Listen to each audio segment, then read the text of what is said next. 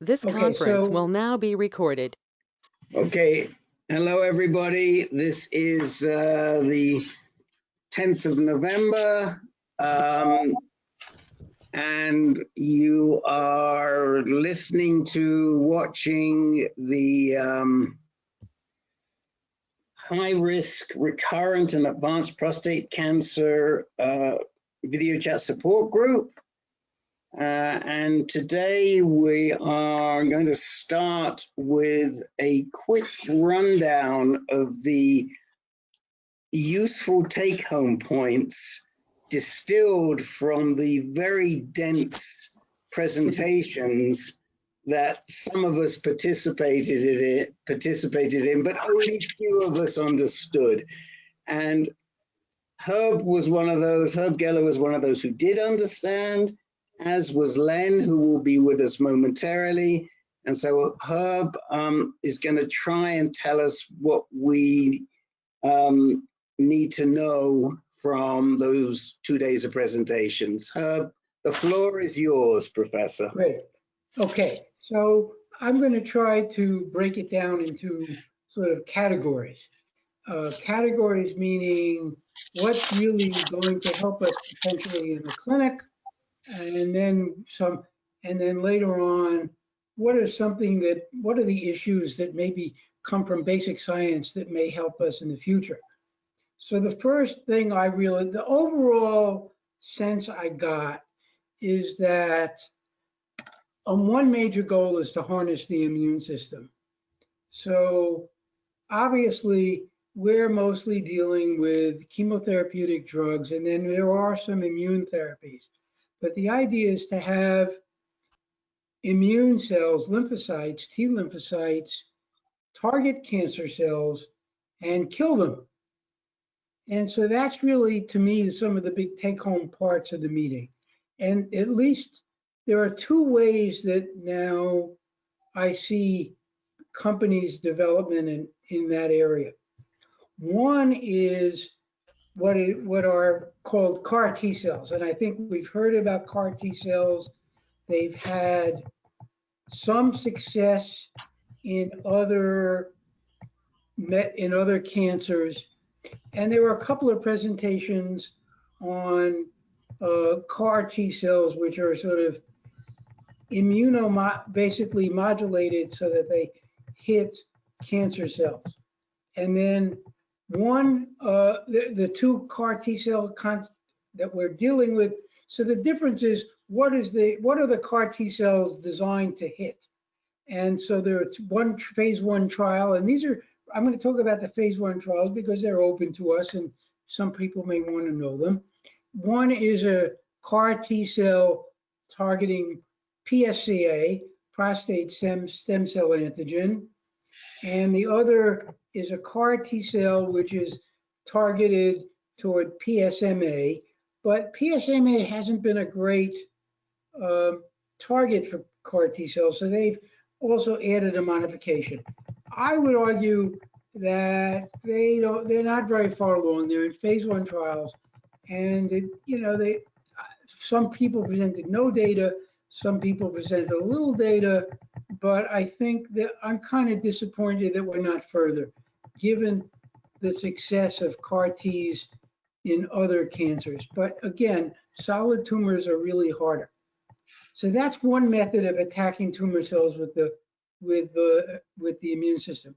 The other way that companies are now really attacking tumor cells with the immune system is to try to direct lymphocytes, T cells, to the tumor through an antibody.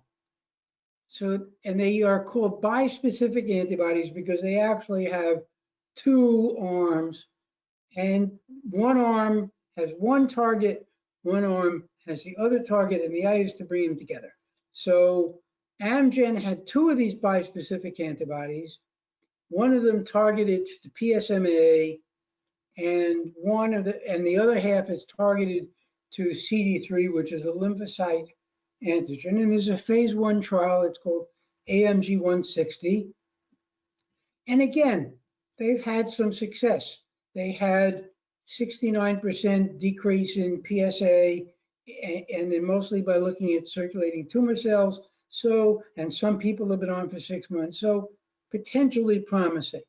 The second drug from Amgen is a CAR T, is a bispecific antibody against an antigen on prostate cancer cells called STEAP1, STEAP1, and STEAP1 has the advantage, is high in metastatic cancer, but low everywhere else, whereas PSMA has some other targets.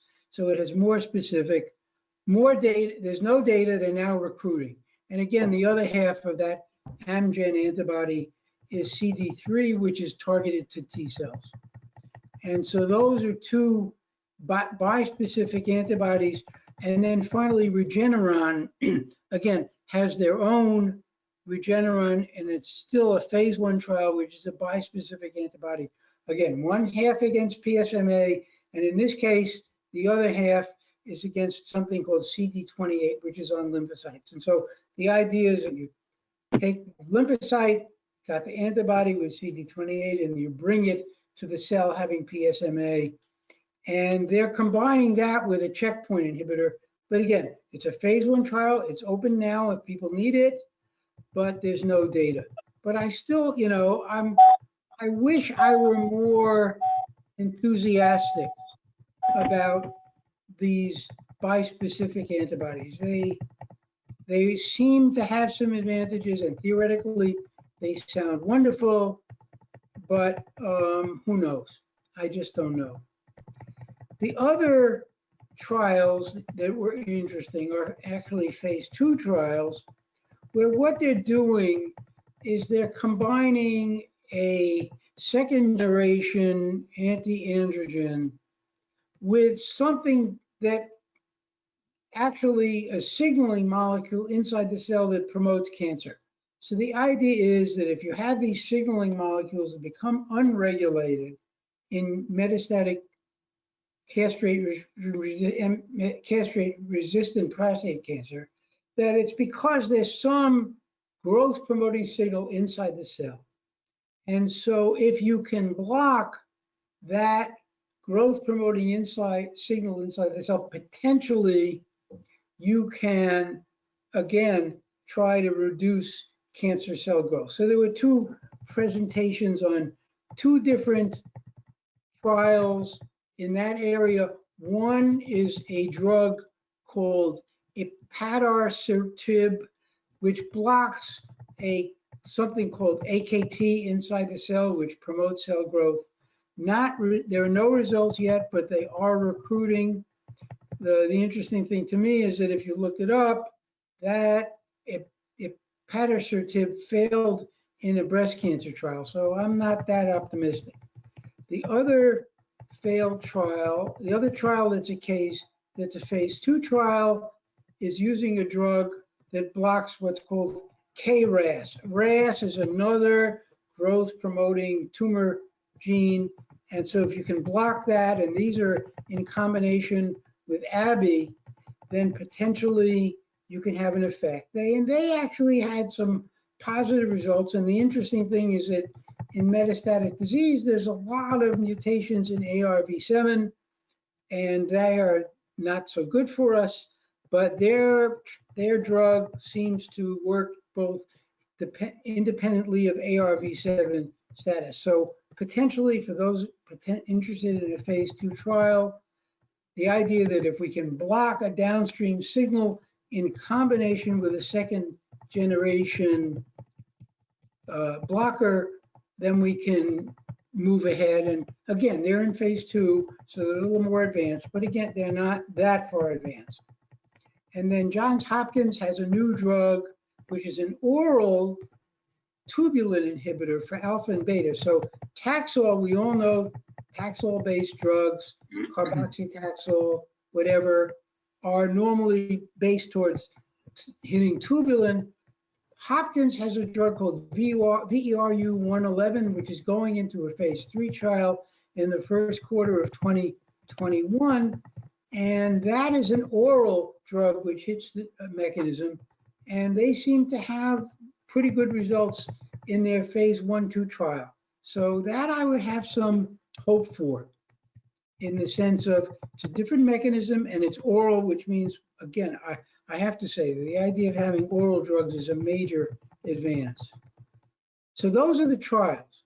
The rest out of this meeting are simply basic science, but the only basic science that I think I was really impressed in, that I hope we can move it forward, are, again, are antibody drug conjugates. Antibody drug conjugates, again, are just like the bispecific, except they're an antibody directed against the tumor cell, and it's linked to a toxin. It links to something that kills the tumor cell. And there are several in development, and I have a lot of hope for them simply because they have been used in other cancers very successfully. They're not yet in clinical trial, but I certainly hope they get there. And really, the rest is sort of basic science, and I'm not sure I want to spend our time that way. And I'm happy to take, any questions that you have about what might have been interesting at the meeting. Jake. Yeah, hi. Thank you, Herb. Could you repeat the name of that Hopkins tubulin drug? Let me just look it up to make sure I'm looking at it. It's VERU 111. VERU 111. Thank you. Right.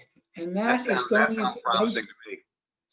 That's going into phase 3. It's been through phase 2. They have the dose established, relatively low toxicity. So I see Len is on. So Len, please let me turn it over to you for your sense.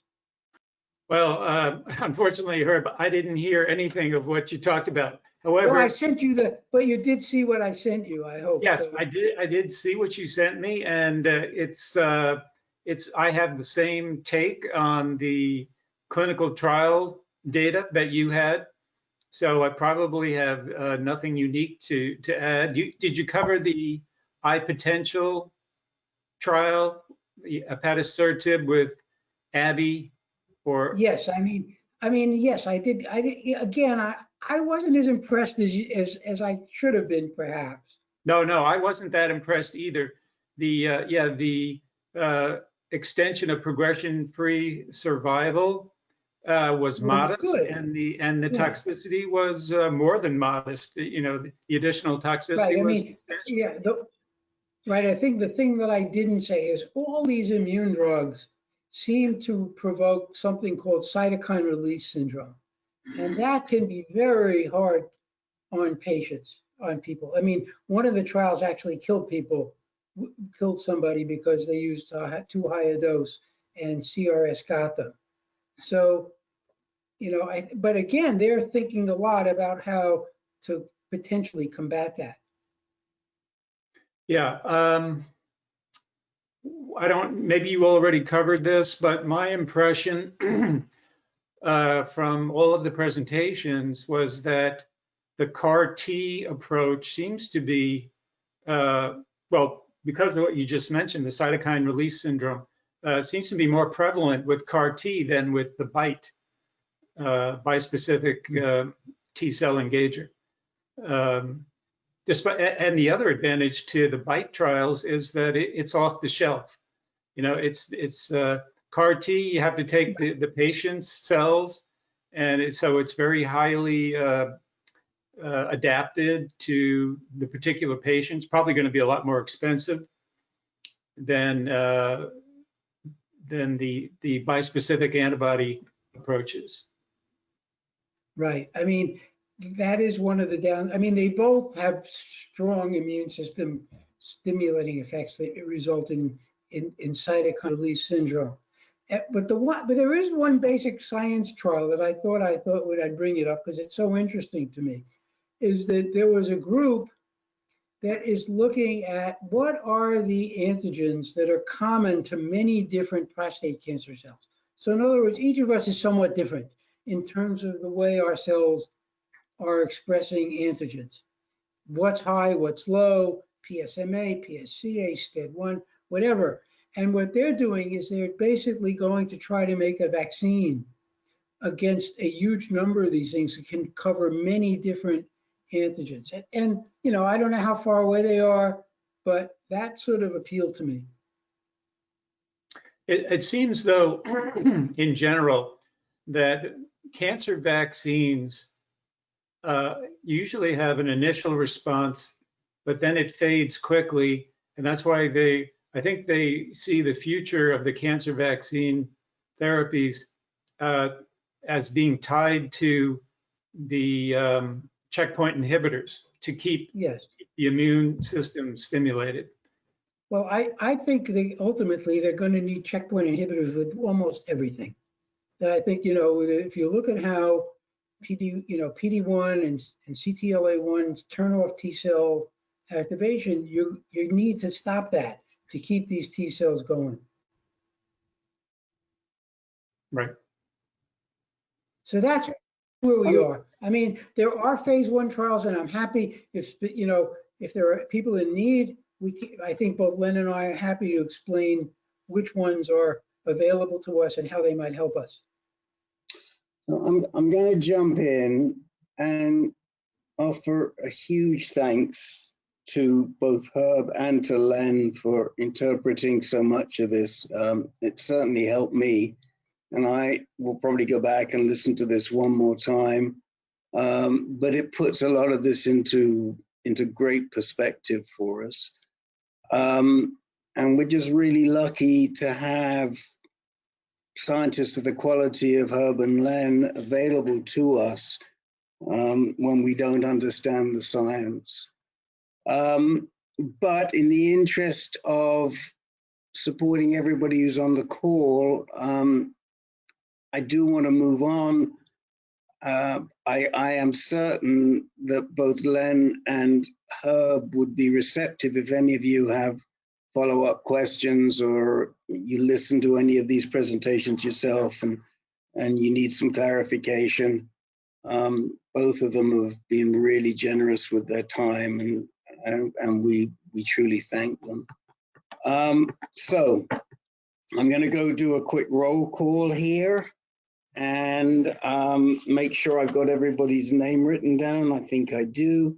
So we've got Peter M, we've got Ken, Jake, Dennis M, Carl, who I think has just left, Herb, Les, Jim, Jeff, Dennis C, Tracy, John I, John A, David, Jim B, Lou, Jim J, Larry, Jerry, Sylvester, Paul, Len, and Madav. Did I miss anybody? Okay. So let's go down. You have someone on the telephone, Rick. I think that's Dennis. I think that's David Muslin. Oh, is that you, David? You've got him muted right now. I think you've got to unmute him. King of the mutes. The power's gone to Jake's head. I know. Is that you, Mr. Muslin, on the telephone? No.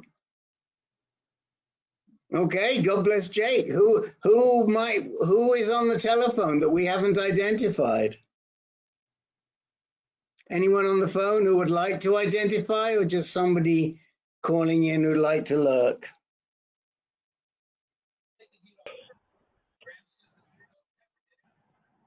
No problem. Okay. We got a lurker. Okay, enjoy.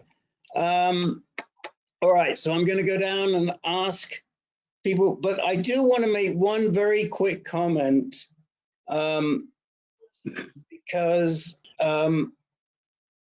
this took us by very pleasant surprise, and it might be something that some others of you would like to consider. But I want to welcome back Madav. We haven't spoken to him for a while, and I got an email from Madav about 2 weeks ago telling me that he'd nominated Ancan for a Facebook fundraiser on the occasion of his birthday. And he raised a truly significant amount of money, in the thousands. And we are so grateful and so honored, and it's a very easy thing to do. And even though I'm not a Facebook user, some of you are. And if you're having an occasion or a birthday and you're not looking for presents, it is a really nice way to pay tribute to the work that we're doing. And we really thank you, Madhav, for doing that. And I will also call upon you probably quite early, because we'd like to know how you're doing, and we haven't heard from you for some time. So for sure, happy to share, Rick. And you know, I want to say I really did nothing. You guys do an absolutely amazing job of, you know, giving us information and making sure you help us navigate this. So absolutely my pleasure. And I was pleasantly surprised myself with so many of my friends contributing. So happy to help. Thank you, thank you. Okay, so let's start with the can-can dancer, Mr. Monaco, who I'm still waiting to hear when he swings that first golf club on the golf course. How you doing, Peter? I'm doing very well, Rick, and thank you. That day is coming soon. I have nothing to add today regarding PC. Everything is stable and going well. So I'm gonna just be a listener tonight. Okay. Next is Ken Anderson, who you may have heard right at the beginning. I do want to talk to us to talk to Ken, because Ken's encountered recently some insurance issues which may be appropriate to some of the other people on the call. So I think it's worth airing, and plus it sounds like he's got a positive update for us. So we'll stop by Ken. Jake, anything for you? Very brief PSA update. Okay, I see the new look. This is very intimidating. The bullet look. Yeah, well, I decided my man Ken got his buzzed a couple of weeks ago, and I said, hey, if Ken can do it, I can do it. So I asked my son to take it off. Okay. New aerodynamic look of Jake. Aerodynamic look, right. Dennis McGuire, you want to tell us how you're doing with this trial? Sure, I can give a quick update. No meaningful results, but I could share some of the process. Great, yeah, that's good. I'm sure, especially with these early trials, I think people are really interested to know.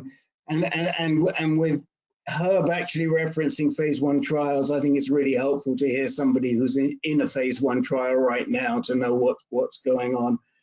Carla's gone. Herb, anything for you about your own situation? I'd like to sort of get some advice. Okay, I'm giving you a big tick here. Les, anything for you today? Not tonight, thank you, Rick. Okay, Jim Ward, anything that you'd like to raise today? Oh. Nothing for me tonight, Rick, thank you. Okay, thanks. Jeff, anything you'd like to talk about? Not tonight, thank you. Okay, Dennis C., anything for you? We missed you last week. I had a hard day on the golf course, so I had to take a little rest. Okay. I'm good, though. I don't need any time. Thank you, Rick. Okay. I'm sorry, I missed that. Nothing for you? Was that with it? Nothing? That's correct. Nothing. Okay. Okay. Tracy, anything you'd like to review tonight?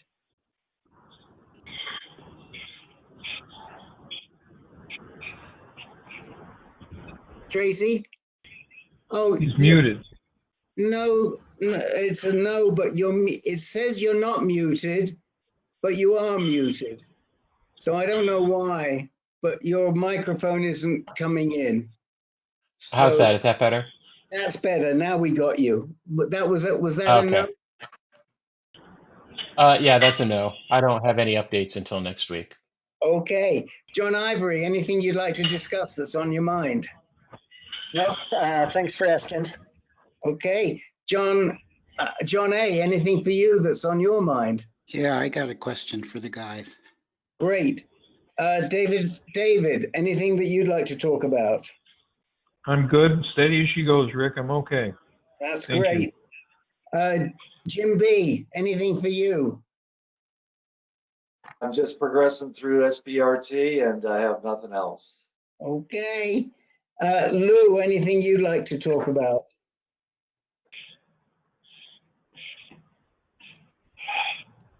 Lou? Oh, the same thing with you. It says green, but we can't hear you. Now it's red. Now we got to go back to green. I guess it's okay. Thumbs up. It says he's good. Okay. All right. I think that's a nothing. But we've got to, but if there is something, put it in the chat window. We'll figure out a way to solve the problem. Jim J, anything for you today? Reporting progress. Thank you. Okay. Larry, anything you'd like to talk about? No, thank you, Rick. I'm good tonight. Great. Jerry P down in Mexico. How about you? Nothing tonight, but I'm getting lab work done next week. So I'll be at the end of this week. So next week I'll be able to tell you. Great. Okay. Sylvester. No, thank you very much. Okay. Paul. Anything from Florida? Delray Beach. Nothing for me tonight, thanks. Okay. Len, anything for you? Got a PSA update, Rick? Okay, we'll come to you for sure. And Madhav, I've got a tick for because we want we'd like to hear an update. So why don't we start? Why don't we start with Ken Anderson's issue, because I think it's an issue that is interesting to everybody and applies to everybody, which is, what do you do when your insurance turns down a protocol, and why are they turning it down? And if any of you were listening to the Foundation Medicine presentation earlier on today, it's sort of something they touched on there as well a little bit. So Ken, talk to us a little bit about what happened last week with the insurance and the Axumin scam. Well, I've discussed it with, I think, Jake and maybe Peter, but my local medical oncologist put in a request for the Axumin scan, and it was quickly denied. So she asked for a peer-to-peer with this company, Evacor, and she explained where I was and why I needed it, and they still denied it. So that's all there is. They denied it, then they left me a big long, I was up on the rim on Tuesday, Wednesday, Thursday, and the patient advocate left me a real long message about why they denied it, and they said it wouldn't change, treatment. So they would deny it here locally, and they would deny it at MD Anderson as well. And I asked her, well, do they still want me to continue to make my monthly premium payments if they're not going to pay for anything? And she hung up the phone on me. Sure.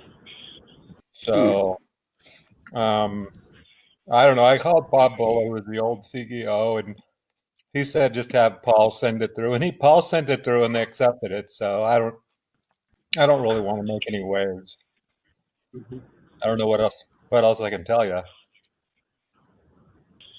Any questions? Well, I mean, I have some questions. I guess I have some questions on both sides of this issue, because I try to understand, and then I'd like to ask other people what their experience has been where they've had procedures turned down. From your standpoint, I know certainly with HMOs and PPOs that there's an appeal procedure that goes all the way up to the state level. So whoever this FCOR was, I don't know who they were, but whoever the FCOR was that denied it, yeah, I mean, you can appeal beyond that. There's an appeal process outside of the entity, outside of the insurance entity.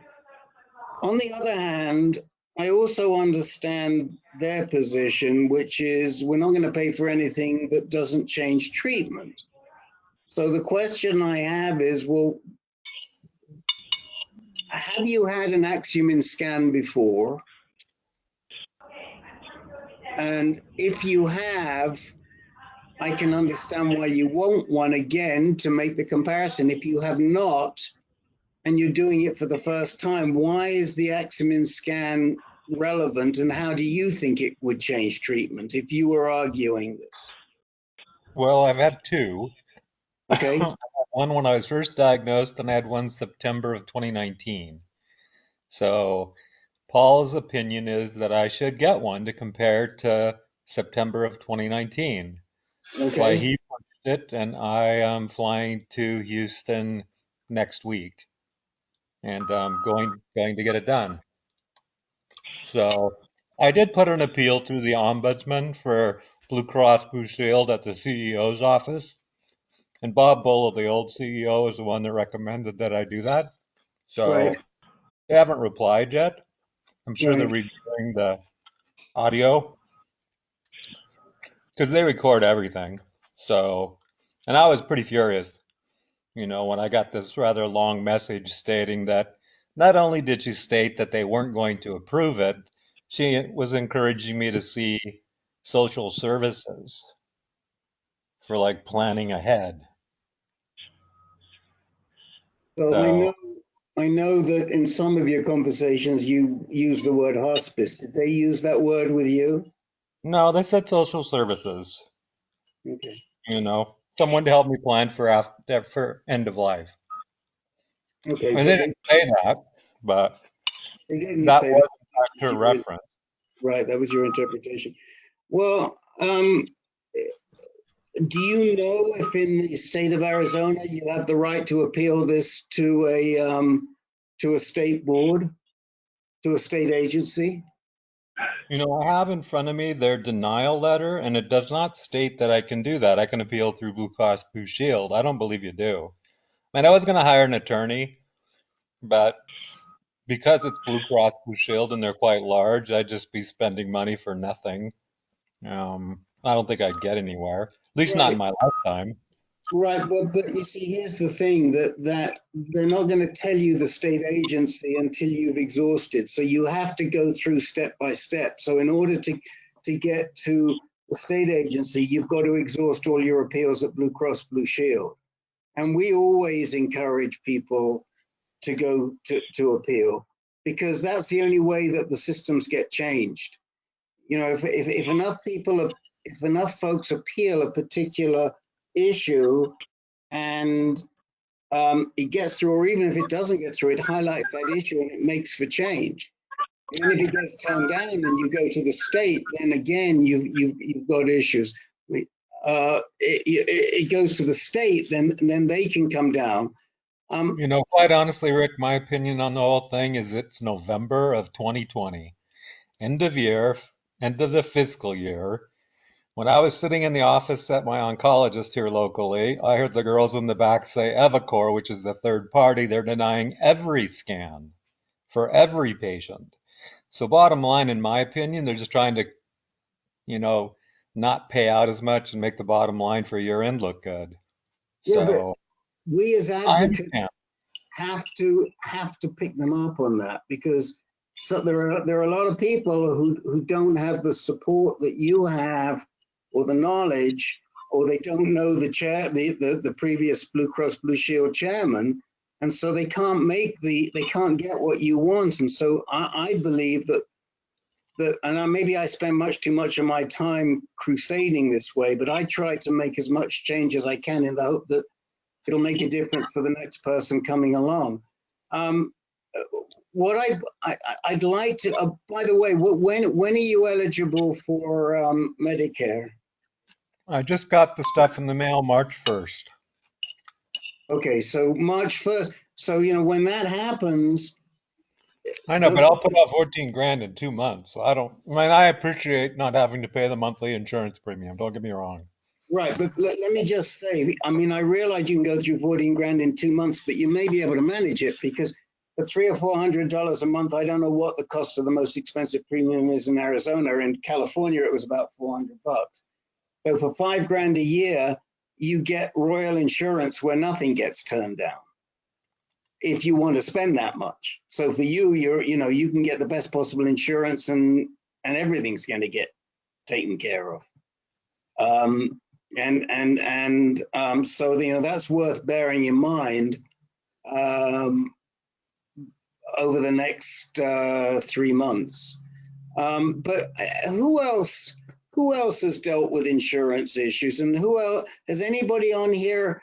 I mean, I know I've appealed all the way up to the state level. Has anybody else?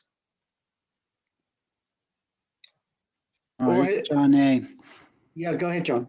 I fought a number of fights over the years, and some I've won and some I've lost.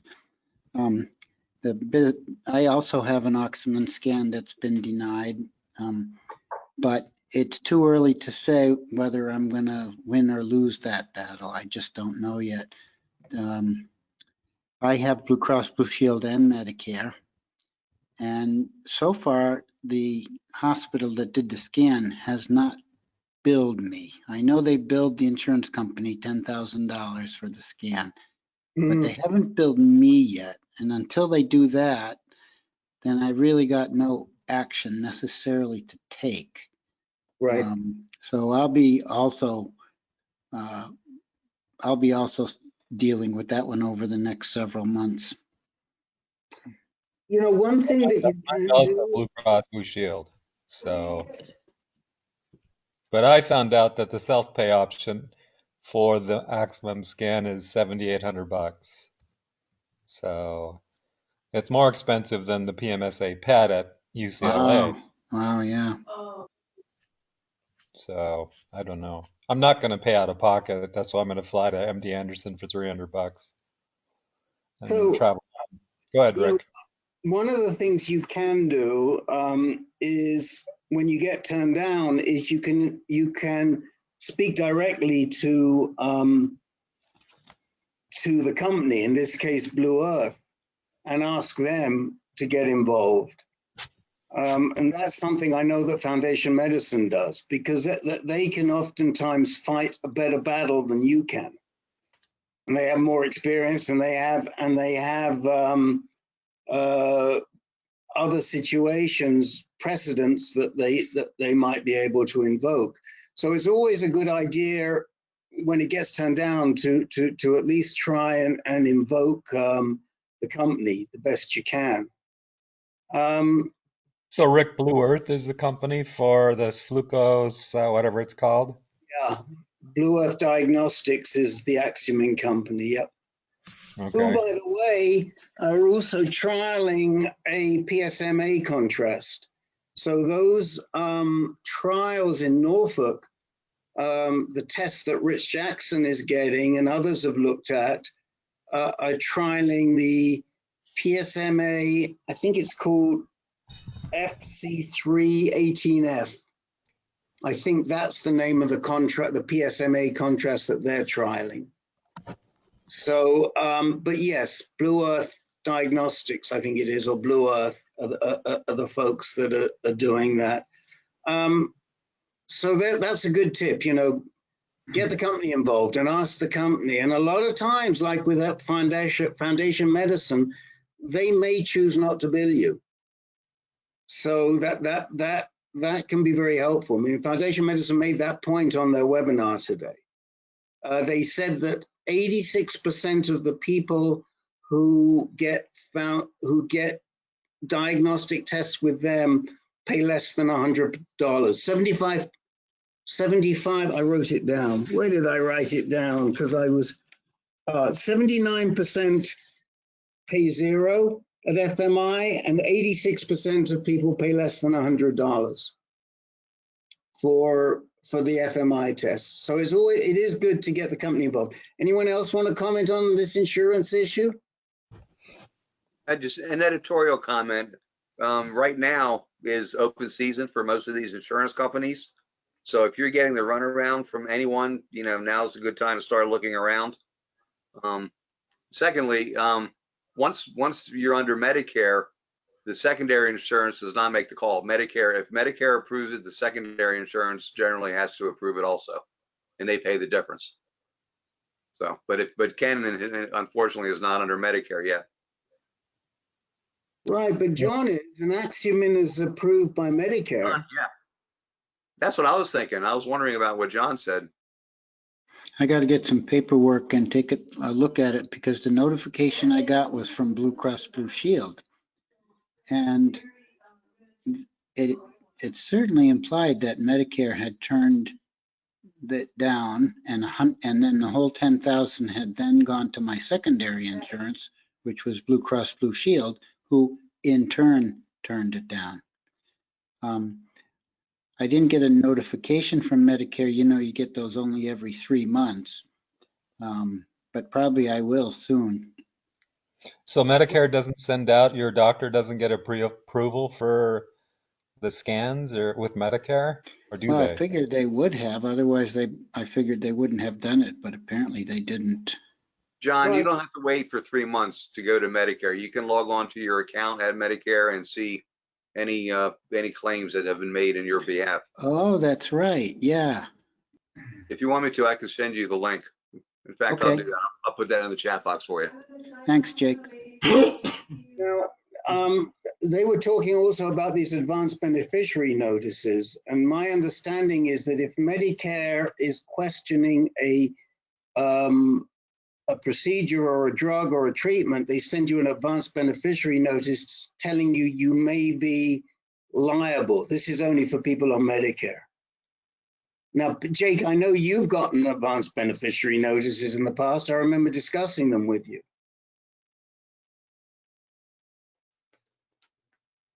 You muted, Jake.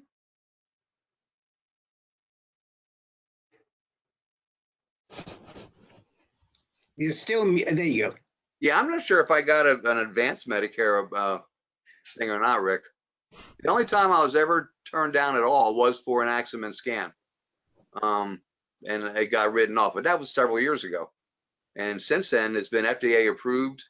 And, so Medicare should be covering that without any question. Okay. As long as the doctor determines it is necessary. But my understanding is that Medicare will only pay for Axumin once a year. So John A., did you have an Axumin scan within the past 12 months? Could that be what they were? No? No. Okay. And I'm curious, did you have an Axumin scan within the last 12 months? Was that for me? Yeah. Yes. Mine was in September of 2019. Yeah, so that's maybe why they're balking, that they don't want to do it. They may follow the Medicare approvals. Well, it's already been 12 months, but I don't know. It's been September to September. It's on November now, so it's been 12 months. Yeah, you're right. Yep, you're right. I don't know. Paul got it to go through. I don't know, MD Anderson, what they do or how they code it may be different. I have no idea. Yeah.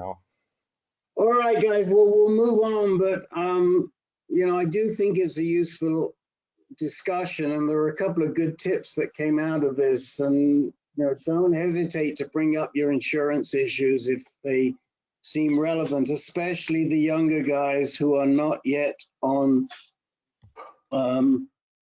Medicare. And again, we've said it before, if you have advanced disease and you're under 65, get that disability SSDI claim in so that you can start. You don't have to take it, but at least you can start knocking off at 28 months, because the sooner you get to eligibility, the better and cheaper insurance you're going to find. All right. Well, the only thing I'd like to add is I did have a PSA drop. Oh, And yes. Sorry. That's all right. I don't have the other information, like I don't have the LDH or testosterone or alk phosphatates yet, but PSA went from 32.5 to 26.9, so I'm going to do another round of chemo on Friday. Okay. So it was a one of, and apparently docetaxel still is going to work, and Paul said, yeah, go ahead and do another round. So, but I'm going to sit and chat with him on, I don't know, probably before the Axman scan. Okay, so that PSA was must have been after number 8. Correct, 2 weeks after number 8. Yeah. Okay, well that's good news. That is good news, and I'm very happy for you. Now, are you going to remove your hat so that we can see this this buzz cut? Okay. All right. All right. Now, is there any stubble there, or is it like Jake's where it's like complete? Nope, I left a little bit. Oh, you left a little bit. Okay. All right. 'Cause I have a little bit too. It was getting so thin that even when it's not shaved, it looks like it's bald. But I do have stubble too. Okay. Well, you guys have to dye the stubble, and then at least we can see it, you know, come in with purple hair or something, and then at least we know that there's a little stubble there. All right, so let's go on and let's talk to Madhav. And Madhav, can you update us on how you're doing on the abiraterone, how you're feeling, where you're at? Absolutely. I'm trying to figure out how to get this camera started. For some reason, it's telling me. It doesn't love you, huh? Anyway, I'll keep going. I've been on treatment now since the middle of August. So the cancer came back as I may have updated a while ago. So the cancer came back in the June-July timeframe. So I've had the prostatectomy and the radiation, as you recall. So PSA was meant to be 0. It was 0 till April. It went up to all the way up to 1, the week before I started treatment. I got the Axman scan actually through the Blue Earth clinical trial through MD Anderson. I was one of the first to get it there. So I didn't have to have these payment issues that I heard some of the others talk about. I guess I was fortunate.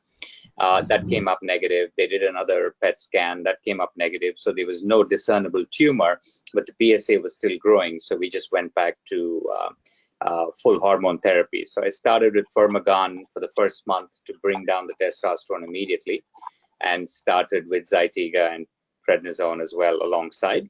And then after a month, I switched back to Lupron. I'm on the 4-month injection for Lupron. So right now it's almost 3 months. The good thing is after 1 month itself, my PSA went back to undetectable and 0.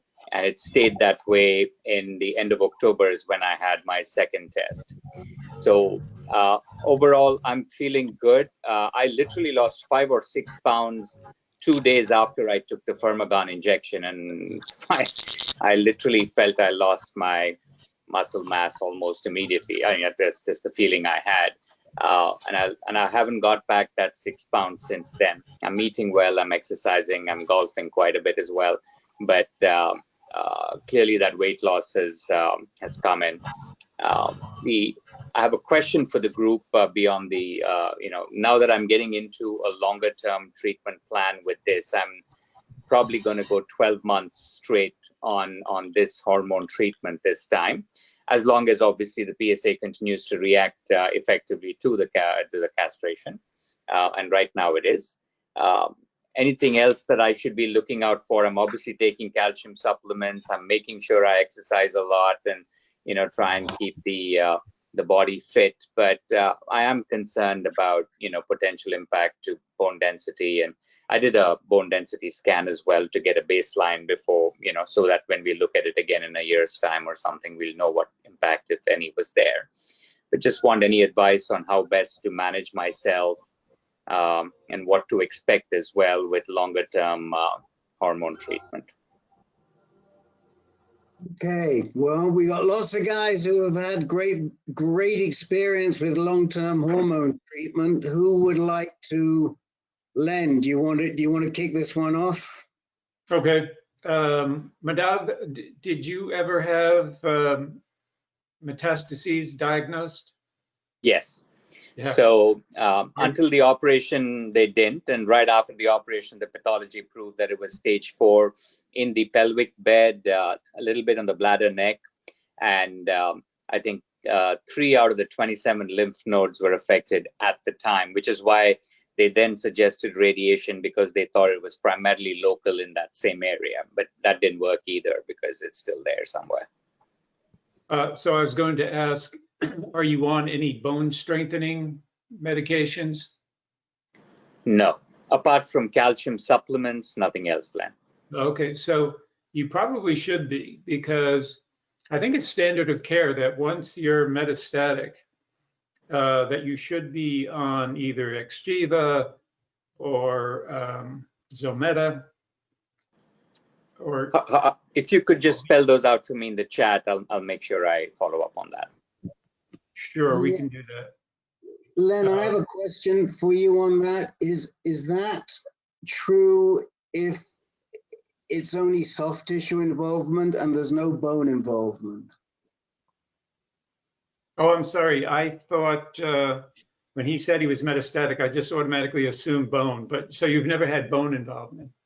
So far, none detectable, Len. It's only been the lymph nodes, some part of the prostate or pelvic bed, they called it, and the bladder neck.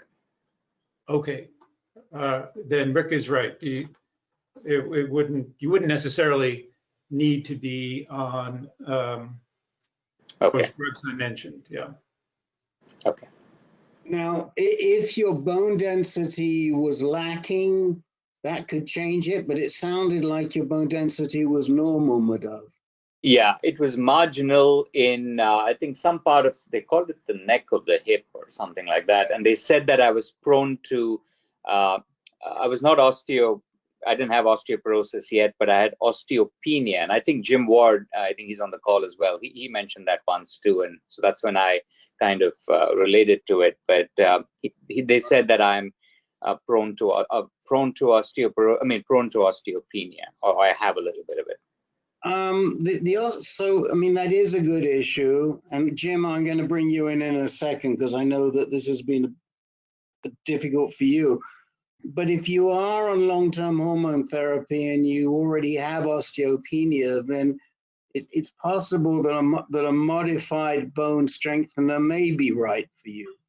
They may want to give you, instead of giving it to you every 3 months, they may want to give it you once a year, which was my situation. Jim, why don't you speak to that? Sure. You said Jim, right? I did say Jim. Jim Ward. Yay. Okay, that's me. So I didn't have an initial bone density scan when I started ADT. I certainly wish that I had, but it wasn't even on my radar. But eventually I did, and it did show osteopenia. Eventually, the whole COVID situation created some kinks in terms of consulting with the bone health group at MD Anderson. But the long and the short of it is I got my first Prolia injection in October, just last month. And so, and that was approved, or recommended, I should say, recommended by MD Anderson, and the local oncologist as well supported that. So if I were, I guess if I were in your shoes, and you have any, sounds like you do have some indication of osteopenia, I would look into getting that shot. It's no different than getting a Lupron shot, except they gave it to me kind of in the underneath my arm, in the fatty sort of fatty part, fleshy part, and that's something you get every 6 months. So it's kind of a non-event. You know, some people mention some side effects like joint pain and things like that, but I can't honestly say that I've experienced any thus far. Experienced any side effects that at least I'm aware of that are associated with the injection. Okay, thanks. So that's Prolia, right? Yeah, and Prolia is the same as Xgeva. It's just dosed. Xgeva and Prolia are the same drug. It's just different doses. Xgeva is once a month, and Prolia is every 6 months. The drug is denosumab. Yes, Herb. I guess I would agree with, I would urge you to think about that. I think given osteopenia is simply going to be made worse by your ADT, independent of whether you have metastases there. I think it's prudent to get it. Okay. No, thanks for that. I will definitely follow up on that. Okay, and I've put in the chat window, or I'm about to.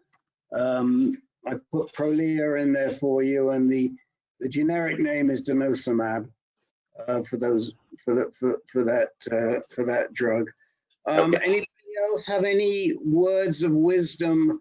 Any other long-term hormone therapy folks or long-term abiraterone folks have words of wisdom for Madhav? I just have a comment. Rick, can you hear me okay? We can. Okay, so I asked, last time I saw Hussein, and we talked about this before, I asked her about these drugs, and I'm also osteopenia. She suggested waiting a year before I went on those drugs, and I don't know why. I'm going to ask her, but any input or comments about that? I think it probably depends, David, on your state, what the numbers were. I mean, you'll get numbers minus something, whatever. And I think if they were modest, she might have said, well, let's wait. That's I think exactly was the situation, Herb. Okay. And I think that's the same with me as well. It was borderline for, one of those hip bones or something like that. Right. And given that it's proximate to the pelvic area, probably that's because the fact that it's stage 4, the likelihood of it being in the bones is already what Dr. Zometa told me. It's just that it wasn't meaningful enough or sizable enough for it to be, visible on even the PSMA scan. So that's possibly what's happening. Got it. Yeah. I mean, in my case, I was borderline osteoporotic, so they put me on a Zometa dose right away, but it was only an annual dose. So. All right. Well, can I just ask one question there? Yes, John.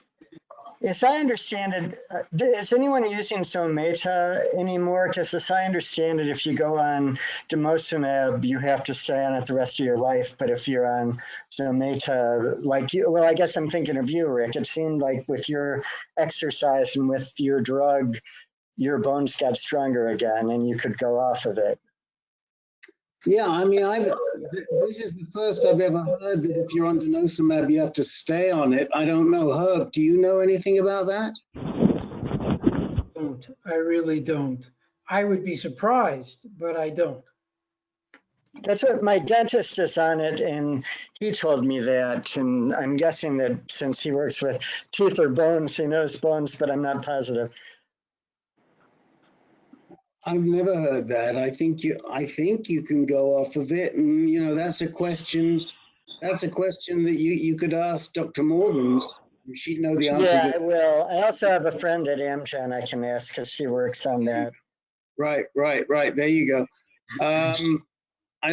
Most studies that I saw, Rick, were on Xgeva, on Zometa, they were tested for 5 years at the max. So I don't think there's been a whole lot of research done on longer than 5 years. If that answers John's question. Okay. Rick, I've been on it for 2012. I don't want to be negative on this, but I started on Zometa in March of 2019, and had to then switch because I had my urologist do it. It was closer to drive in February, and I went to Xtandi for 1 month, and I started to have trouble with my TMJs, which is one of the frequent, unfortunately, side effects of those. So I just want to mention, look, have your dentist. It's really important to have that dentist check you out and make sure you're okay before you go on it. Right. And I think you said Xtandi. I think you meant Xgeva, right? I meant the Xgeva, sorry. Right, it's okay. I've done the same thing. Look, we've got guys, we're looking at one guy here who's been on Zometa on a very regular basis for an awful long time. So yeah, I know. You just have to weigh it up. Just be aware of it. Yep, I agree with you. Okay. I would second that motion too, Rick. This is a dentist. I had a history of TMJ, and that was one reason why I got the baseline bone density scan, and I get it every 2 years since I've been on treatment. And at that, when I first started, they put me on a high dose of calcium 3, and instead of the any of the other bone strengtheners. And for me, it has worked. Just the calcium with the D3. It works very well. I go every 2 years, like I said. I've had 3 now, and I haven't progressed to osteopenia. Len, do you want to comment on what you just put in the chat window? Yeah, I just did a quick Google, and this looks like it comes from Canadian Medical Journal. I think that's what CMAJ is. I'm not sure.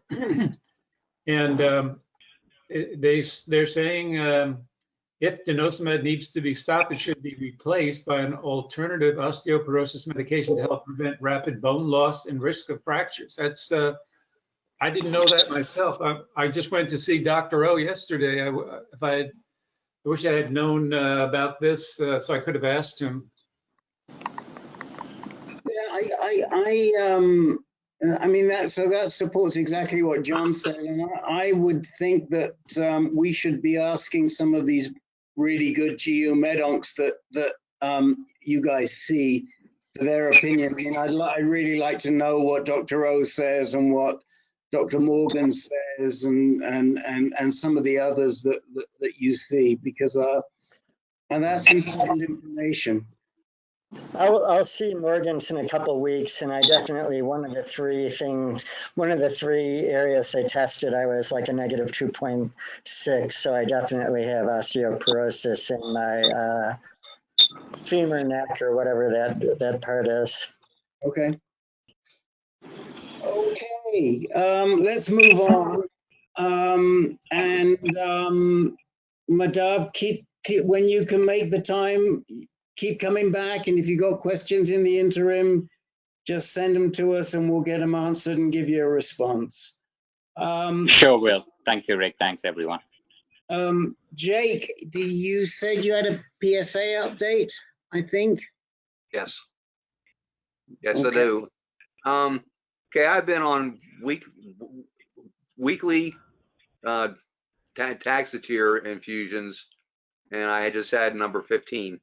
And right before that, I took a blood test, PSA, and it had gone down from 107 to 85. Yes. Yeah, so approximately a 20% reduction. So it is still going down. It's now at the 50% point. I know 50% reduction in METs is in PSA is the standard, and I've been on it now for like 144 days, and I'm approximately at my high was 186. I'm now down at 85, so a little bit over 1/2. So that's good, I think. With the minor exception of the hair and the fingernails and tearing in the eyes and all those good side effects. I mean, it makes you feel good, but I think the issue here again you know, it went up as well at one point. It went down and then it came back up a little bit. So I think my only advice to you is as an economist and not as a patient advocate or navigator or health person. And Dennis McGuire will approve of what I'm going to say, I know, but you've got to look at the trends here, okay? So if it goes up just a little bit, next time it may go down again, but you've got to draw a line down the middle there, and you've got to see it keep going down. Isn't that kind of one of the things that we learned, Mr. McGuire? Okay. Okay. All right. Anyone who else would like to talk to Jake? Anyone else got anything to say to Jake? Keep it up. Keep it up. Yeah. No, keep it down. Yeah, keep it down. Oh, by the way, the testosterone is still 4, so that's good also. Okay. All right. You say 4, Jake? Number 4? No, my testosterone is still at 4. 4, got it. Low. Now I've had 15 infusions so far, which is the equivalent of 5 3-week infusions that most people get. Right. And nobody wants to tell him that he looks like he could enroll for the KGB. That Dr. No? Is that the one? Yeah. Telly Savalas, right? Was it Telly Savalas? Okay. Okay. So whilst we're on the subject of PSA updates, let's go to Len. Okay. So I had a visit with Dr. O yesterday, and I've been on darolutamide monotherapy since August, but if you factor in the 3-month Lupron shot, you could say since let's see, August, September. Yeah, August, September, October. So my PSA at its lowest point was 0.2 when I first stopped taking the Lupron, and then the next one was 0.3, and yesterday was also 0.3. So I'm happy with that. And you know, I talked to him. Rick and I interviewed Dr. Eleni Estahu and Dr. Baer, spelled beer, and we asked them about what's the use of being on an androgen receptor blocker when your testosterone is rising, but your androgen receptors are blocked. So how much benefit are you getting anyway? So well, what both Dr. Beer and Eleni said was, when we talk about androgen receptor blockade, we're not talking about 100% blockade. It's a competitive binding between these blockers and testosterone. So you're not going to block all the testosterone. So you do get some benefit. Some of your androgen receptors do get stimulated by testosterone. And in the case of darolutamide, it's especially a good thing because you do have androgen receptors in your brain. And darolutamide does not pass into the blood-brain barrier. So testosterone can still activate the androgen receptors in your brain. And Dr. O, according to Dr. O, you know, that gives you that little bit extra feeling of well-being and clarity of thought and cognition. So you benefit from that. Now, that probably is not the case with enzalutamide or apalutamide, because they do penetrate the blood-brain barrier, and so they would even block the androgen receptors in your brain. So let's see, what else did I ask him? I can't think of it right now. There was one other thing he commented on. But anyway, that was the most important thing. That was what I wanted to know. Like, how much good is it? It's a risk, right, for me to stop taking the primary ADT drug, Lupron or Luprolide. So hopefully I get some benefit from it. And so apparently, at least in the case of darolutamide, I do get a benefit. Did you measure your testosterone, Len? Oh, yeah. That's the other question I wanted to ask the group here. The last 2 times that I've had blood work done, it took them like a day or 2 days to get the T level. And so I still don't have that. I was wondering if you guys have experienced that same delay in getting your T levels. No? Okay, so then it's possible that they didn't order it. I sent them a note in the portal and I said, still haven't gotten a T level. Did you order it? I just sent that a few hours ago. Hey, Len, Len, I was getting delays at Sloan Kettering, and I had to ask for it. I said, hey, I didn't see my T levels on the portal, and it would take a couple days, and then they would post it. Yeah. Yeah, Len, this is Peter. I was going to say the same thing. My last blood test was about 15 days ago, and the PSA came through right away the following morning. The T level came through the day after that. So it took them 24 hours, less than 24 hours for the PSA, and I'll say less than 48 hours for the T level. I don't know why, but it's Sloan Kettering's lab. Yeah. Well, so maybe it has something to do with the type of assay that they're running at all these different hospitals, right, Herb?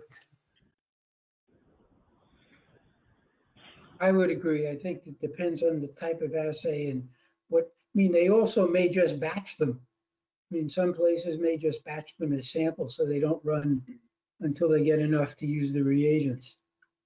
That makes sense. So that could I be. mean, I get mine. I got my T and my PSA all at the same time, but that was through LabCorp. So what Herb says makes a lot of sense. When they're taking blood from me, I always ask them, what are you testing for? Because I've had them where they got the order screwed up and they weren't doing the test. They were only doing one, but not the other. So I always make sure when they're taking the blood that they're checking for the right, they're taking the right blood, not the right blood. But David, I do the same thing, only for some bizarre reason I did not ask this time when they were drawing my blood. So yeah. I paid the price. Well, maybe it's just a delay, but hopefully they took it. Okay. Well, Len, keep the faith. I mean, we like the fact that without being on an LHRH drug, you're pretty stable at those low levels, and obviously you feel fairly good for that. So you are our guinea pig here. Yeah, you're our mouse. I have one question for Len. Yeah. Len, how long were you on Lupron before you stopped? Just under a year, like 11 months. Okay. And the reason I stopped was because I started started getting some shortness of breath, where particularly if I was doing some fairly strenuous exercise. And for me, that just means walking uphill. Yeah, so my try to make this quick, but at MSK, Dr. O sent my NIH scans over to MSK to Dr. Zalewski when we were first considering whether or not to use SBRT on the bone mets. And so whoever read the NIH scans over there, under other findings, they said atherosclerosis with coronary calcium deposits or something like that. So Dr. O was wondering, well, maybe we should send you to a cardiologist. And I said, you know, the last time I was on Lupron for about a year, I had the same shortness of breath issue. So I'd like to first just stop the Lupron, see if it goes away. And sure enough, it did. I mean, it's probably a good idea for me to have a cardiologist on my team anyway. Yeah, I think, Len, if I were you and had I work at the Heart Institute, right? I think if you had calcification, definitely see a cardiologist. Yeah, yeah, yeah. I'm going to do that. And now they have, and probably Herb knows a lot more about this than I do, but now they have these specialist oncocardiologists, cardiologists that specialize in cancer patients. Yeah. Oh, you know, I just remembered the other question I asked Dr. O. I said, look, even if I did go to a cardiologist and he said, yeah, you have some atherosclerotic plaque. I said, they probably put me on a statin, right? And so therefore, right. What is your opinion about statins for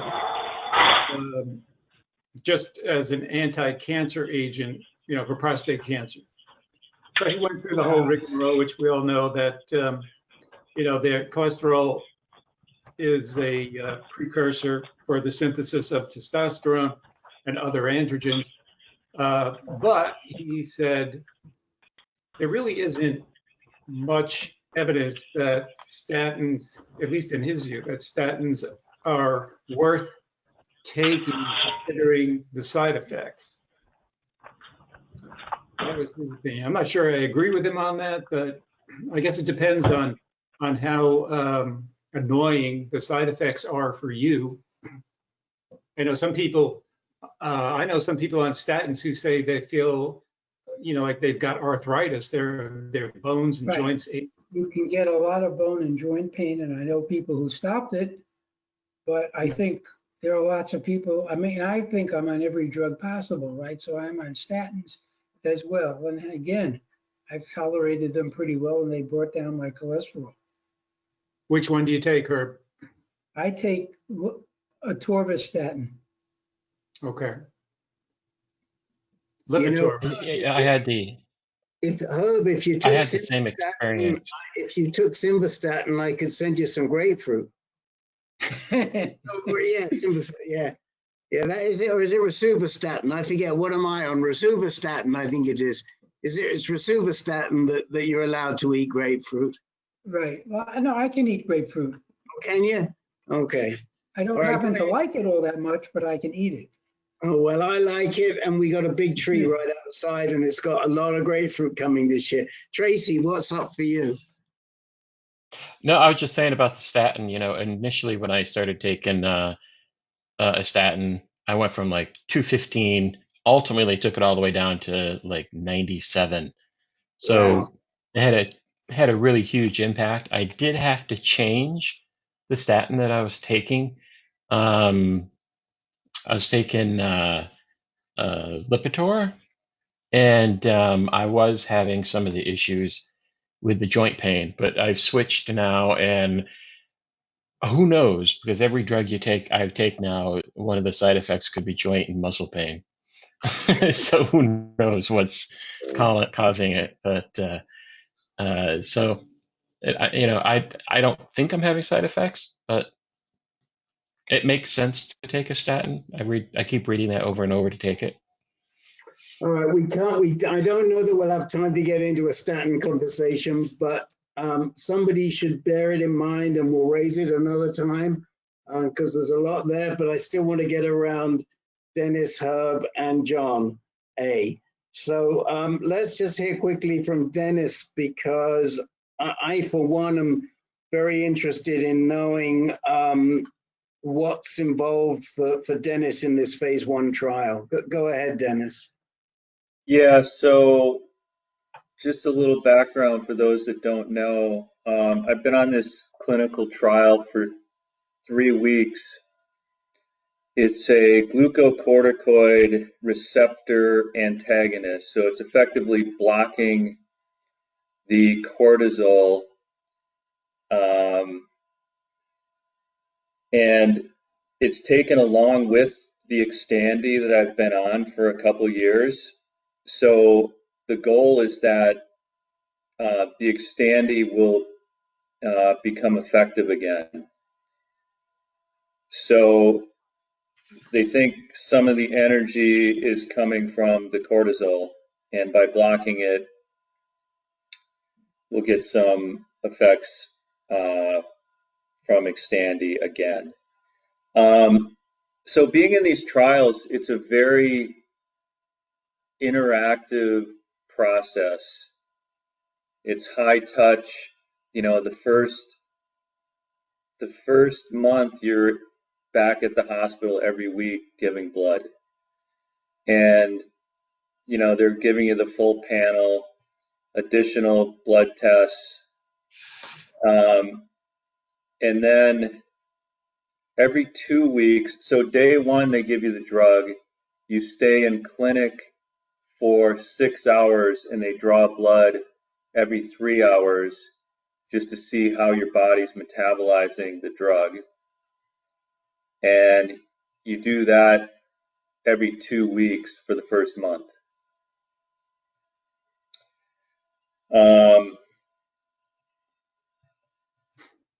The other thing you have to do every 2 weeks, you have to give a 24-hour urine sample. God knows what they do with that. I suppose they determines how you metabolize and pass the drug through your kidneys.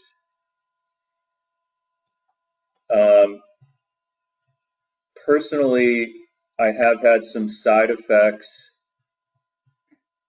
Just like any other drug I've taken, initially I have side effects, but my body seems to adjust and figure out a way to deal with it. So I had some headaches and dizziness at first, but it went away. And that's it. I'll have my, and they don't do a PSA test until at the end of week 4. So I won't get a PSA test until next Tuesday. And then 6 weeks in, which will be early December, I'll get CT and bone scans.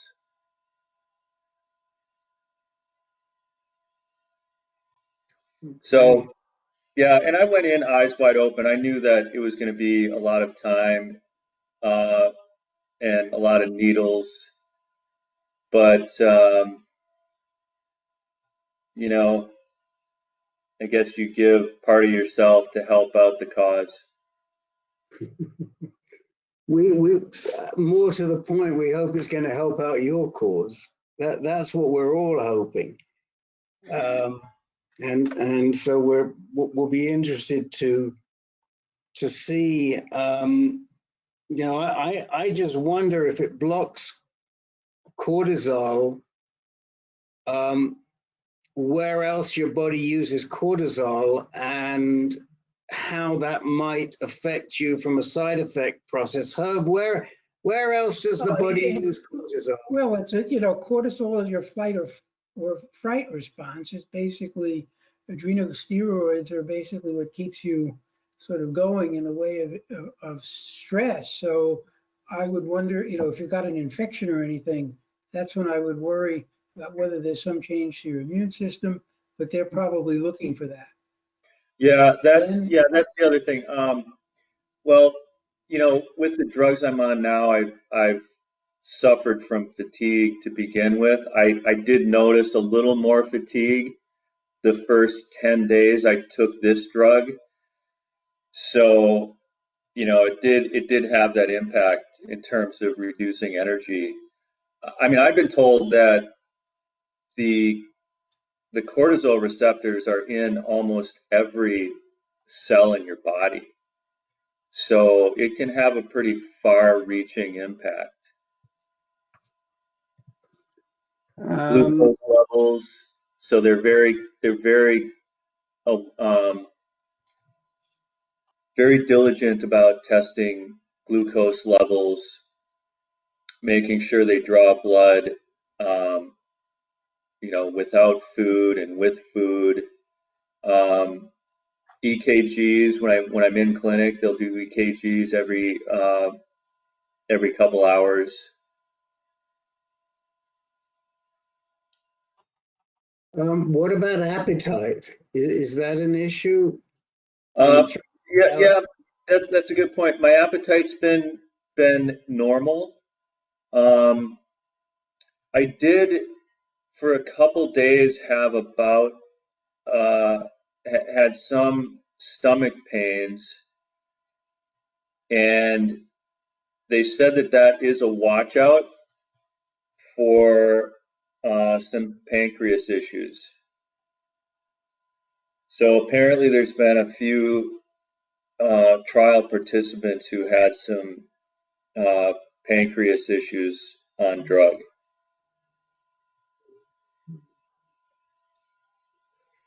Okay, well, I guess this is the old watch this space, right, Dennis?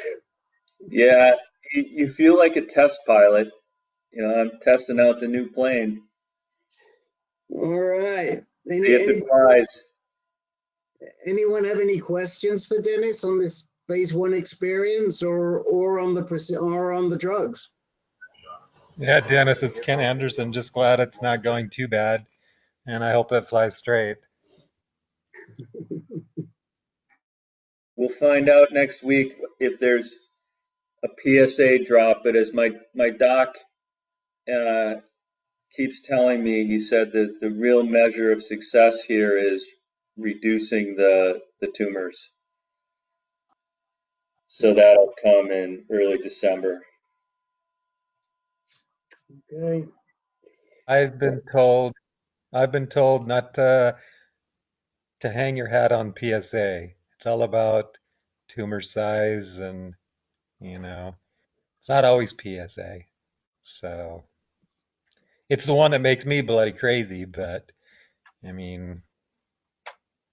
it's not always PSA. Right, and on that score, tune in tomorrow because there may be a question asked precisely about that. Just saying, just a little heads up. The patient power wanted us to focus on PSA. We didn't want to ask what is PSA and what does it tell you, but we did say that we might ask a question as to how reliable is PSA as a indicator, as a marker in recurrent and advanced disease. We thought we might ask that one. Okay.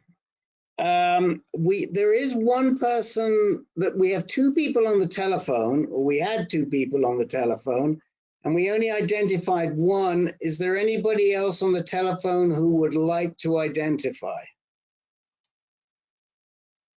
Okay, it looks like they dropped off. Oh no, don't know. Okay, all right, we'll keep going. We also had somebody run in and run out. Probably they may have been looking for the multiple sclerosis meeting, which doesn't start for a while. Okay, next we're going to go to Herb, and lastly we're going to go to John. Herb, tell us where your thinking is and how we can bounce off. It's a shame that Dr. Mark is not here because he's the one that would have some input. So after listening to all of you and being guided by Rick, I really have made the decision to have radiation to the prostate. And I think so I have two choices of where to do it. And I've got to make this decision. So they're both using SBRT, both the same level of radiation, 7.5 gray times 5, which is the current theory. But one would be using the CyberKnife, and the other would be at phase 1, and that would be here in Washington at Georgetown with a radiation oncologist named Sean Collins.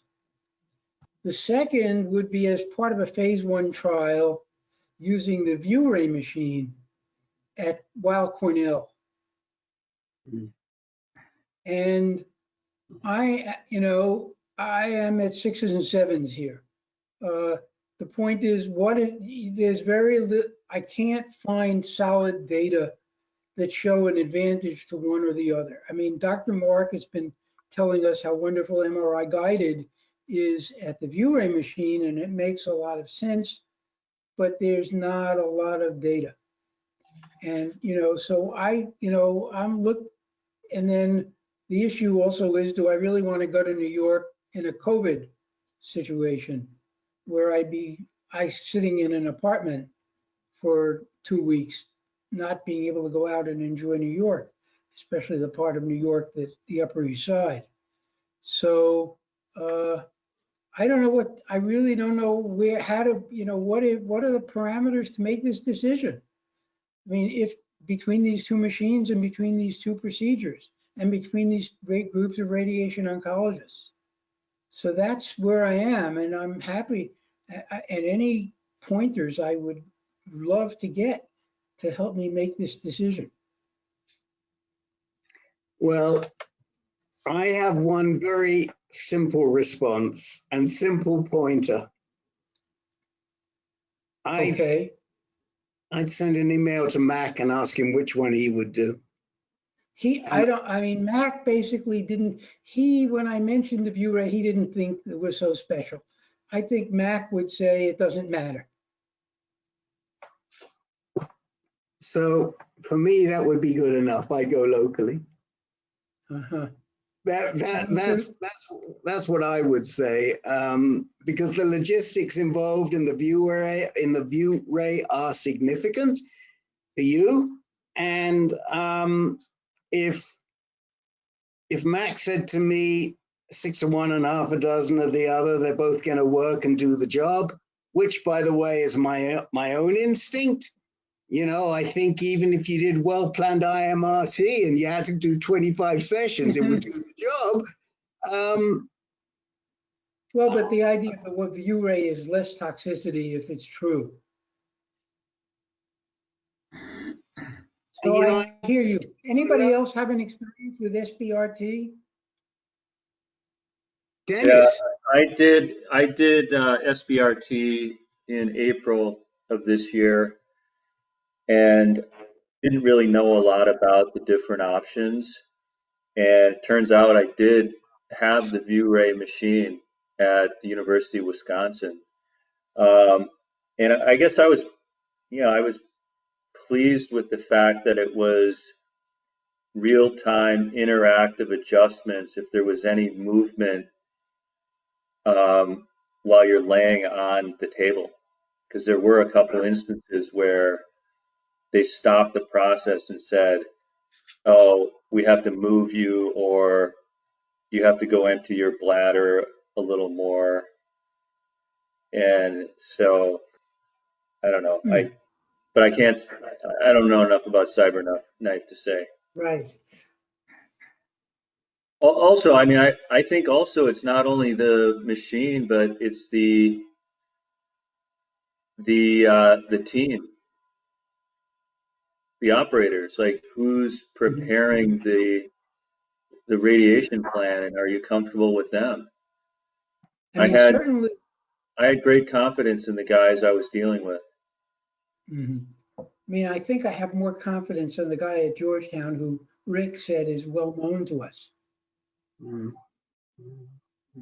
Yeah, he has a good rep, Collins, and I heard him speak as well. I was quite impressed with him down in Virginia Beach last year, and I think we've known at least 2 people that he's treated, if not 3.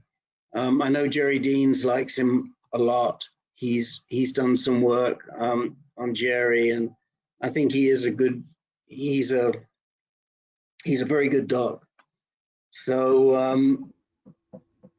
who else? Okay, I think I hear you. I would agree with Rick. Oh, sorry. Go ahead, Herb. No, I'm listening. Yeah, I agree with Rick. I think you're better off staying local. We know there's a lot of data on SBRT. It's highly effective, lowest toxicity compared to other modalities. And I mean, like Rick said, the logistics are so much more favorable going local. However, having said that, you know, I go into Manhattan periodically, and unlike probably any other area of the country, everyone wears a mask, not only indoors, but outdoors, just walking on the streets. So I feel pretty safe. I was walking through Central Park when I was waiting for my appointment at Mount Sinai. And even in the park, you know, everybody's wearing masks. Yeah. I mean, the only issue that someone pointed out to me is you're going to rent an apartment, you're going to get in an elevator. Who knows who was in the elevator right before you? Did they sneeze? Right? So, yeah. I mean, that's where. But I mean, I think, to be honest, if there were no COVID, New York would be great. It would be like a week's vacation. We have a great time. But COVID is making the difference. Yep. You have to think about cabs too. Well, I don't think we'd need a cab. I mean, we'd find a place near the Upper East Side. I mean, rent an apartment in the Upper East Side. And we drive. I wouldn't take a public transit. Having a cab, you mean your own car in New York City? Look, I grew up in New York and I had a car. Yeah, I know. I could easily be a taxi driver. Okay, well, I'm not talking. I grew up in New York too. I'm just thinking, you know, a car can be a liability. It's you know, having. No, I mean, I would just put it in the everything. garage. Peter, Okay. I just put it in the garage while we were there. Okay, no argument. You got it. You'd be a pretty highly qualified taxi driver, Professor. All right, well, listen, I'm keeping an eye on the time. I think I got the gist. Thank you all. Yeah, anybody else want to throw anything else in before we go to John? Okay. John, you got the closing session. Last but not least. Of course, definitely not least. Just to catch up, I did have a bone density scan and it came out normal. Good.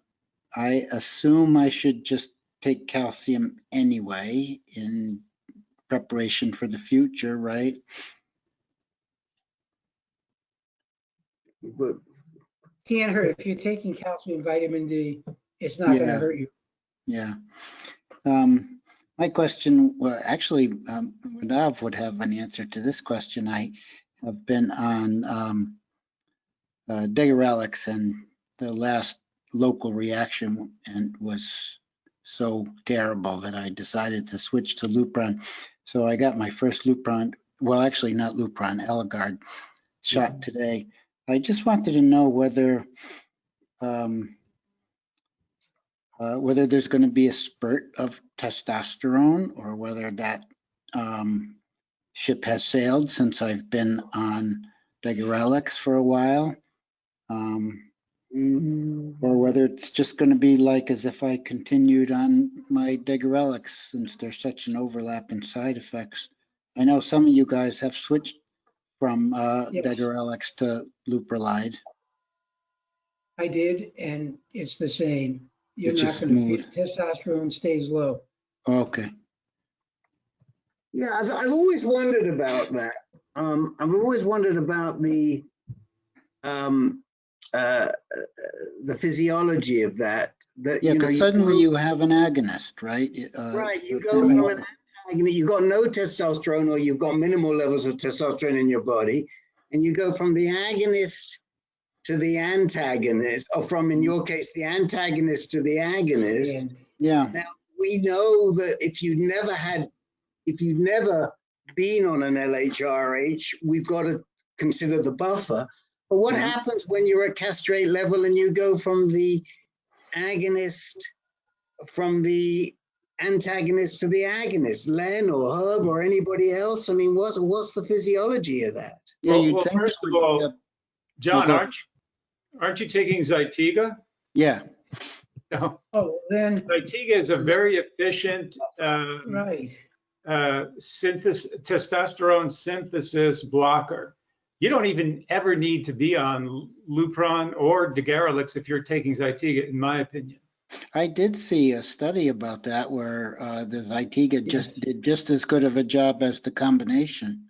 But doesn't the Zytiga just block adrenal testosterone, or is No. it all? It blocks every steroid. It blocks all your steroid synthesis because that's why you're on.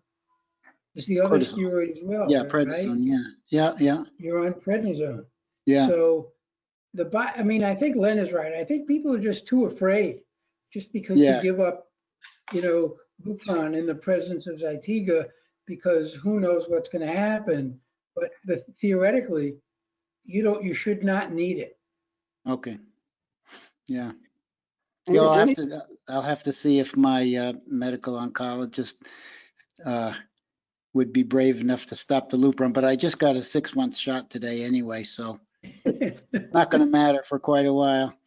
Okay, and watch out with those 6-month shots too, because even though you're on the abiraterone, we do know that they may not work as well in the last month or so. It may not make a difference to you because you're on abiraterone.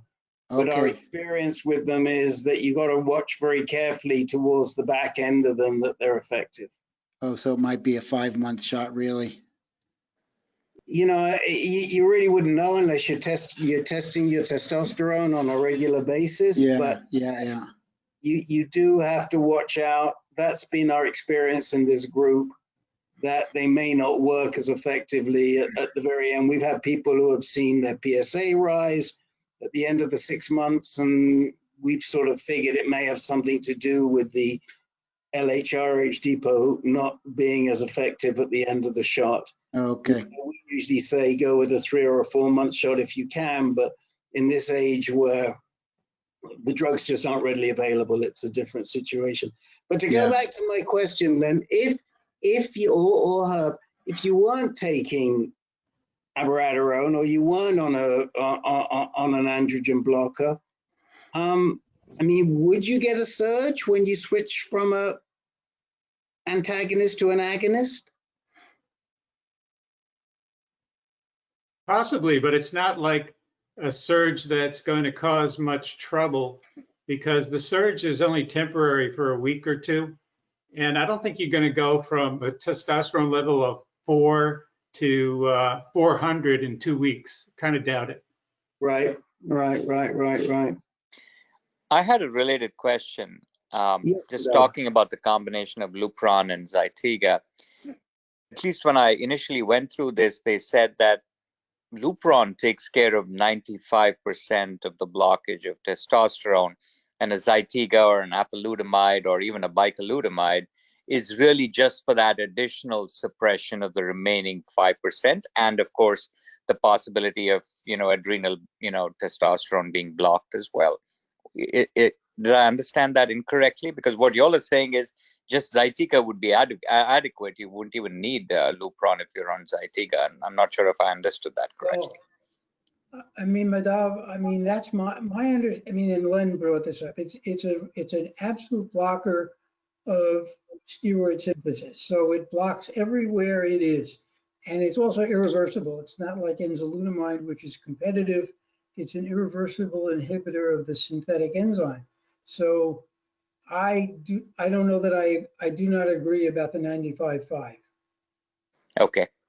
Now, let's just say one thing there, and then I want to come to Len. But that was when abiraterone was first introduced. That was what they said about it, and it was also the reason why they said they give you bicalutamide as a for double blockade. That it was to handle what was being produced in the adrenals.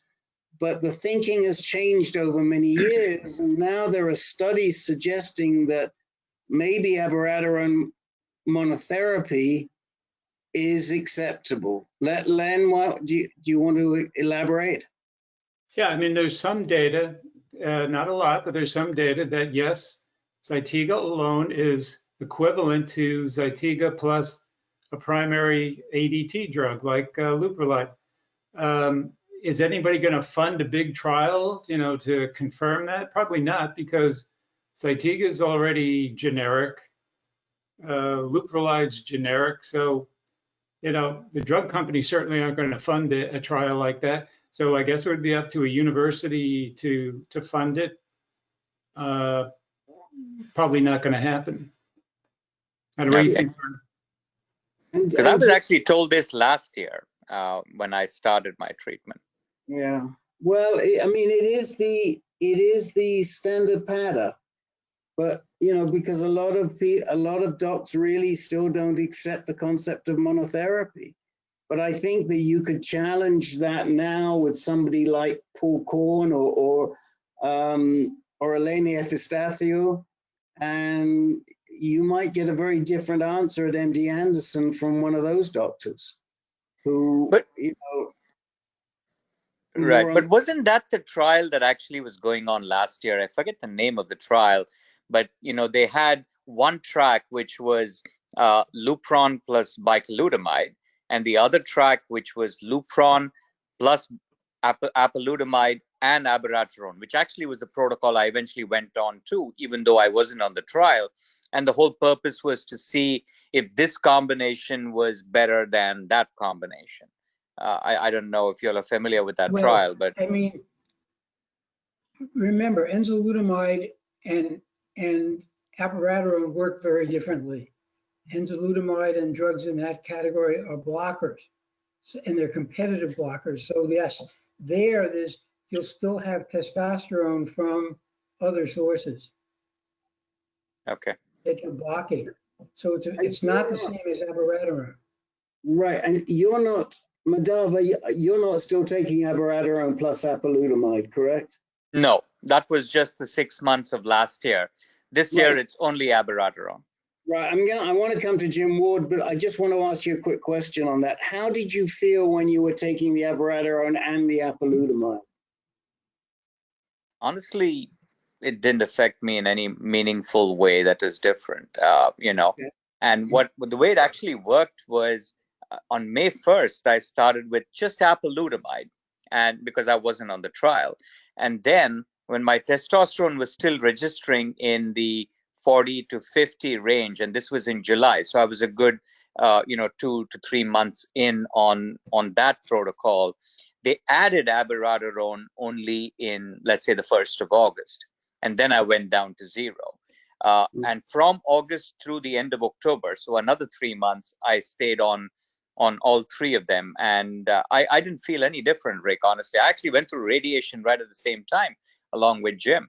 I was hiking in Alaska the day after my radiation, so it really didn't affect me.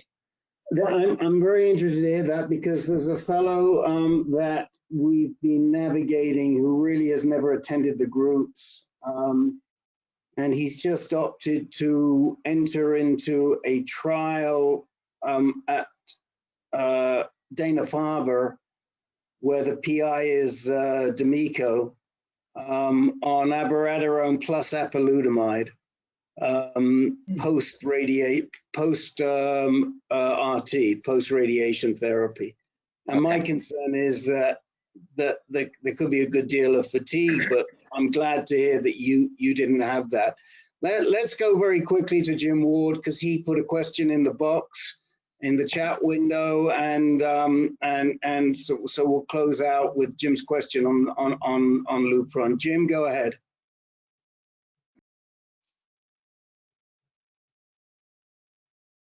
We can't hear you. We can see your microphone is on, but we can't hear you. I may have to read the question.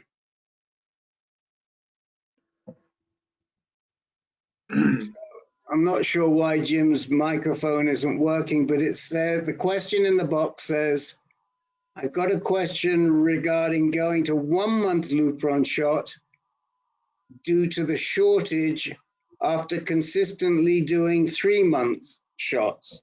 So do we have any comment on reverting to a 1 month shot because you can't get a 3 month shot or a 4 month shot? Anybody want to comment on that? I think it's fine.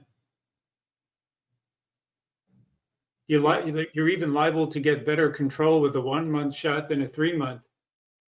Anytime you go 3 months, 4 months, 6 months, Right now, you're going to have to rely on a really good slow release formulation of the drug, slowly getting into your system.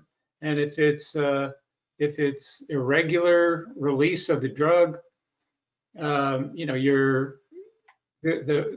its ability to keep your testosterone low could be wavering. That's why, as you said earlier, Rick, we found the people who are on 6-month depots of Lupron, they often have fluctuating testosterone levels, and often climbing into 20s, 30s, or even higher.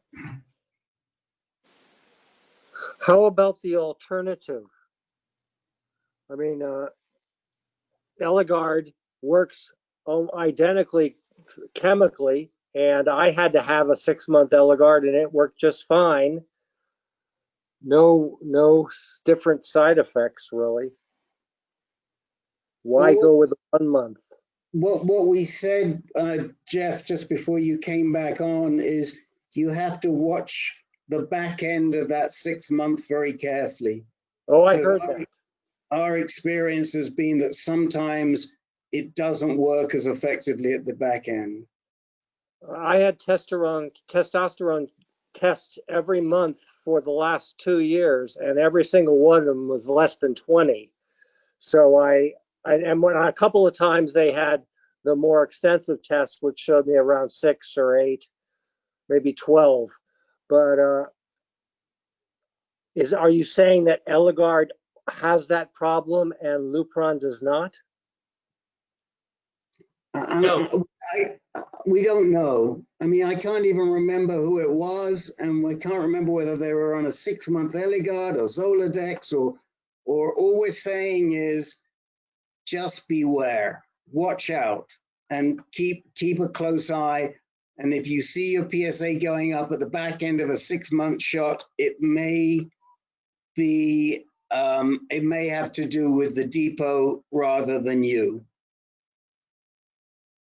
Gotcha. But as I mentioned, I went 2 years. I had a testosterone every month, as well as a PSA every month for 2 years. I did at one point only have a 3-month shot to test whether it made a difference, and it did not for me. But that is me. So okay. I will let you go. Okay. Well, it's great. I mean, if it works for you, and keep doing it, but just be aware that you got to be a little more diligent at the back end, which you're doing. And in that Kaiser system, they do test you because that's how they regulate their when they're going to give the shots. That's the system they use. All right, guys, it's 6:08. I've got to close out this room and then reopen it so that we don't have a 4-hour-long recording to post in both MS and prostate cancer, because both of you will get bored. You'll all get bored with that. So we'll see you again next week on the 16th, and we'll go from there. So long. Okay. Goodbye, everybody. Peter. Good night. Good night. Good night. Peter's there. Did Len leave? Probably Len left. All right. I'll give Peter. All right. Peter, just hold on. Oh, hold on. I just wanted to give you a heads up on the correspondence that was going on, but you've probably seen it. I did see it, and I told Len I was going to call him at 4 o'clock my time, 9 o'clock his time. Okay, perfect. All right. Good night, everybody. See you later. Goodbye. Rick, are you going to fill in for Len, or is Len going to do it with his mouth with marbles? Hold on a second.